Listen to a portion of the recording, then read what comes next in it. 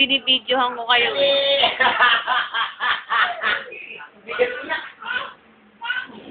Pwede yung muna sila.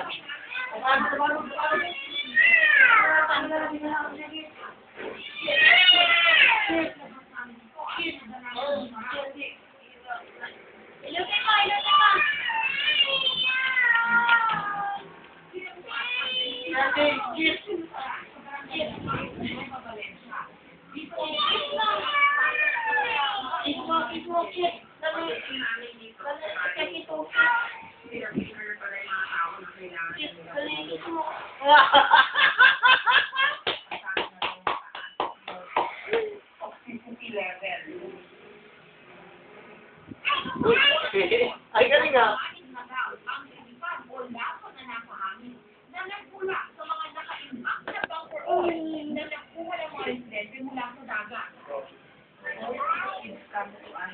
Kung natapakan na, magugulat ka dyan. Naku, no.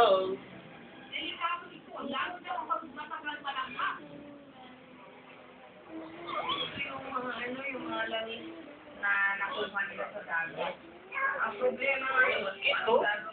Hindi na kaya mabuhat sa hindi? Mamaya, ulit. Tuhog.